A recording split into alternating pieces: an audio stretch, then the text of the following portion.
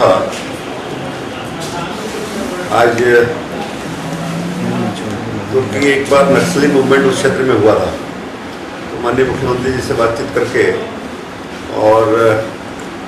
बहुत ही शांत क्षेत्र रहा है, तो वहाँ पे किसी प्रकार की कोई गतिविधि शुरू नहीं हो, उसको रोकने के लिए एहतियात के तौर पर 2 थाना और 2 चौकी की स्थापना की गई है, जिसका लोकार्पण आज हुआ है। इसके अलावा एक रास्ते में कसडोल में वृक्षारोपण का कार्यक्रम था, पिथौरा में शिक्षकों के द्वारा सम्मान वगैरह का कार्यक्रम था। बहुत से रास्ते में जहाँ जहाँ भी लोगों ने मुलाकात की, इसलिए तो हम सवेरे 9 बजे से निकले, अभी 9:30 बजे बिलासपुर पहुँच रहे हैं। हमारे को रायपुर से जाने का कार्यक्रम था अंबिकापुर, लेकिन हम नहीं पहुँच सकते थे करके बिलासपुर से रात में ट्रेन यहाँ से पकड़ करके अंबिकापुर जाएंगे। कल अंबिकापुर में छत्तीसगढ़ वाच के और सरगुजा एडिशन का शुरू करने का कार्यक्रम है, उसमें जा रहा हूँ। इस सदन में जो गतिरोध लगातार होना है, क्या मानते हैं, जो परंपरा? देखिए, उसका पटाक्षेप हो गया है, और मैंने बहुत संजीदगी के साथ जो है, क्योंकि विपक्ष जो है वो उसको मुखर होना चाहिए, और विपक्ष का संवैधानिक अधिकार भी है कि वो अपनी बात को सदन में रख सकता है, और सदन में जो भी चेयर पे होता है उसको उसके बारे में व्यवस्था देनी पड़ती है। उन्होंने जो विषय सदन के सामने लाया था, उसका उत्तर सदन के अंदर मैंने दे दिया था, इसलिए उस संबंध में बाहर चर्चा करना उचित नहीं है। आसंदी के ऊपर इस तरीके में लेकिन आक्षेप, अब ये मैंने उनके विवेक पे छोड़ा है कि वो किस प्रकार से अध्यक्ष के पद के बारे में सोचते हैं, क्योंकि मैंने तो नहीं बोला, जिन लोगों ने बोला है उनके विवेक पे मैंने छोड़ा है कि ऐसा होना चाहिए कि नहीं होना चाहिए। क्या ये अच्छी परंपरा है? मैंने सब चीज़ें विधानसभा में जो है, मैंने अपने कार्यवाही के दौरान विधानसभा का सत्र जब समापन हो रहा था, उस समय स्पष्ट रूप से यही कहा है कि कम से कम एक स्थान ऐसा होना चाहिए जो सर्वसम्मति से, जहाँ पे किसी को भी अपन चुन करके बिठाते हैं, अगर उस पर हम भरोसा करेंगे तो निश्चित रूप से सदन की परंपरा और पुराना जो छत्तीसगढ़ के विधानसभा का इतिहास रहा है, पूरे हिंदुस्तान में छत्तीसगढ़ की व्यवस्था के बारे में चर्चा होती है, और छत्तीसगढ़ के सदन के बारे में लोग नजीर पेश करते हैं कि छत्तीसगढ़ एक ऐसा राज्य है जहाँ पे विधायकों ने स्वयं होकर के निर्णय किया है कि अगर बेल में कोई चला जाता है तो स्वयं निर्मित हो जाता है, ऐसा कहीं और व्यवस्था नहीं है। तो मैंने विधायकों से अनुरोध किया है कि आप लोग उस परंपरा को आगे बढ़ाएं, और छत्तीसगढ़ के सदन की जो सम्मान है उसमें वृद्धि हो, इस बात का प्रयास करें। बाकी कोई रोक तो सकता नहीं, संवैधानिक अधिकार है, जिसको जैसा आचरण करना है उसके लिए वो स्वतंत्र है। ये नए विधायक को कैसे संभालता है, क्या स्थिति रही, क्या लगा? वैसे नए विधायक इस बार जो चुन के आए हैं उनका परफॉर्मेंस बहुत अच्छा है, और सदन में कोई भी बात जो है काफ़ी सोच विचार करके करते हैं,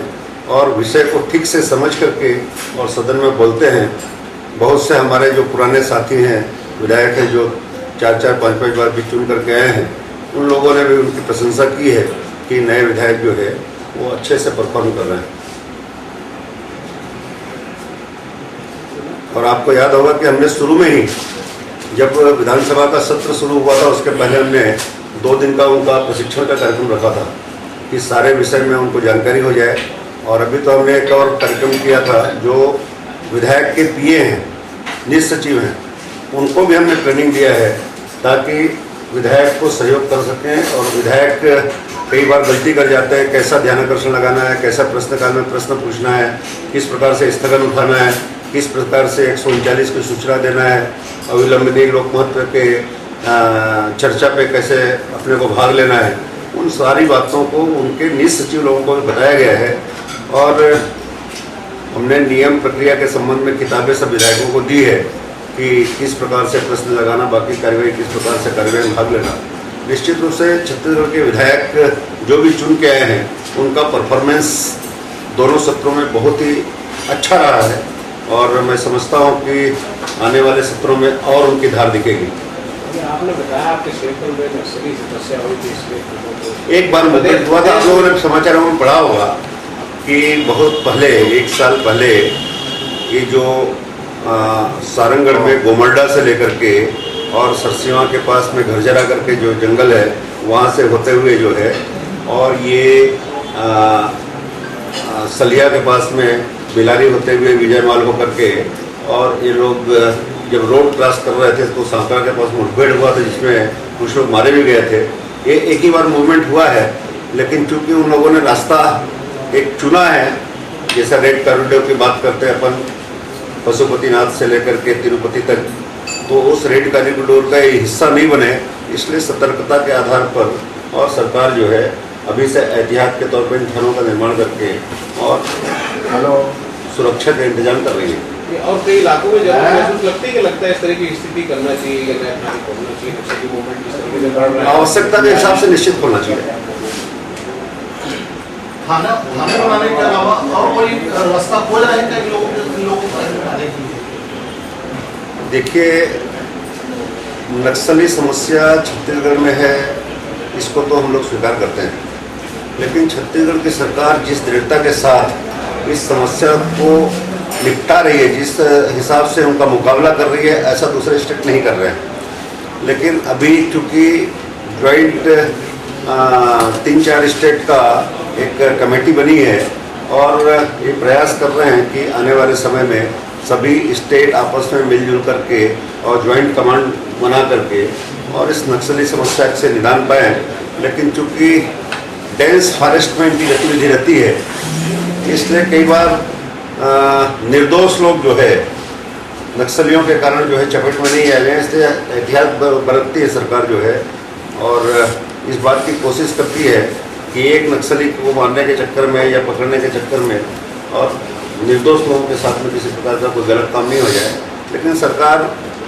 इंटेलिजेंस के माध्यम से, अन्य माध्यमों से लगातार प्रयास कर रही है कि इस समस्या से निजात मिले। ये डेंस फॉरेस्ट के अलावा शहरी नेटवर्क भी तो बहुत तगड़ा हो गया है,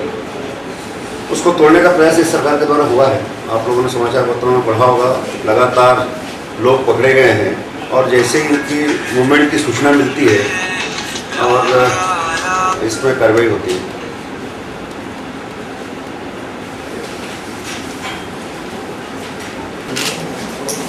अभी